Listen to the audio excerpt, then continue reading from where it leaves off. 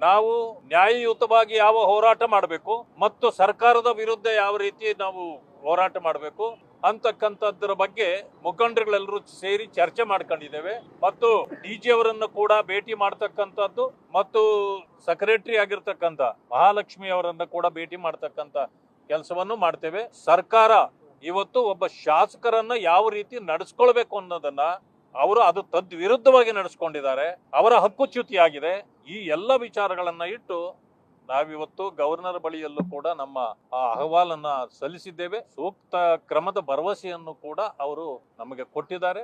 ನಾವು ನ್ಯಾಯಯುತವಾಗಿ ಯಾವ ಹೋರಾಟ ಮಾಡಬೇಕು ಮತ್ತು ಸರ್ಕಾರದ ವಿರುದ್ಧ ಯಾವ ರೀತಿ ನಾವು ಹೋರಾಟ ಮಾಡಬೇಕು ಅಂತಕ್ಕಂಥದ್ರ ಬಗ್ಗೆ ಮುಖಂಡರುಗಳೆಲ್ಲರೂ ಸೇರಿ ಚರ್ಚೆ ಮಾಡ್ಕೊಂಡಿದ್ದೇವೆ ಮತ್ತು ಡಿಜಿ ಅವರನ್ನು ಕೂಡ ಭೇಟಿ ಮಾಡ್ತಕ್ಕಂಥದ್ದು ಮತ್ತು ಸೆಕ್ರೆಟರಿ ಆಗಿರ್ತಕ್ಕಂಥ ಮಹಾಲಕ್ಷ್ಮಿ ಅವರನ್ನು ಕೂಡ ಭೇಟಿ ಮಾಡ್ತಕ್ಕಂಥ ಕೆಲಸವನ್ನು ಮಾಡ್ತೇವೆ. ಸರ್ಕಾರ ಇವತ್ತು ಒಬ್ಬ ಶಾಸಕರನ್ನ ಯಾವ ರೀತಿ ನಡೆಸ್ಕೊಳ್ಬೇಕು ಅನ್ನೋದನ್ನ ಅವರು ಅದು ತದ್ವಿರುದ್ಧವಾಗಿ ನಡೆಸ್ಕೊಂಡಿದ್ದಾರೆ.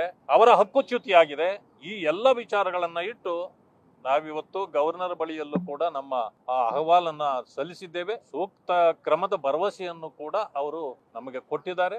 ನಾವು ನ್ಯಾಯಯುತವಾಗಿ ಯಾವ ಹೋರಾಟ ಮಾಡಬೇಕು ಮತ್ತು ಸರ್ಕಾರದ ವಿರುದ್ಧ ಯಾವ ರೀತಿ ನಾವು ಹೋರಾಟ ಮಾಡಬೇಕು ಅಂತಕ್ಕಂಥದ್ರ ಬಗ್ಗೆ ಮುಖಂಡರುಗಳೆಲ್ಲರೂ ಸೇರಿ ಚರ್ಚೆ ಮಾಡ್ಕೊಂಡಿದ್ದೇವೆ ಮತ್ತು ಡಿಜಿ ಅವರನ್ನು ಕೂಡ ಭೇಟಿ ಮಾಡ್ತಕ್ಕಂಥದ್ದು ಮತ್ತು ಸೆಕ್ರೆಟರಿ ಆಗಿರ್ತಕ್ಕಂಥ ಮಹಾಲಕ್ಷ್ಮಿ ಅವರನ್ನು ಕೂಡ ಭೇಟಿ ಮಾಡ್ತಕ್ಕಂಥ ಕೆಲಸವನ್ನು ಮಾಡ್ತೇವೆ. ಸರ್ಕಾರ ಇವತ್ತು ಒಬ್ಬ ಶಾಸಕರನ್ನ ಯಾವ ರೀತಿ ನಡೆಸ್ಕೊಳ್ಬೇಕು ಅನ್ನೋದನ್ನ ಅವರು ಅದು ತದ್ವಿರುದ್ಧವಾಗಿ ನಡೆಸ್ಕೊಂಡಿದ್ದಾರೆ. ಅವರ ಹಕ್ಕುಚ್ಯುತಿಯಾಗಿದೆ. ಈ ಎಲ್ಲ ವಿಚಾರಗಳನ್ನ ಇಟ್ಟು ನಾವಿವತ್ತು ಗವರ್ನರ್ ಬಳಿಯಲ್ಲೂ ಕೂಡ ನಮ್ಮ ಅಹವಾಲನ್ನ ಸಲ್ಲಿಸಿದ್ದೇವೆ. ಸೂಕ್ತ ಕ್ರಮದ ಭರವಸೆಯನ್ನು ಕೂಡ ಅವರು ನಮಗೆ ಕೊಟ್ಟಿದ್ದಾರೆ.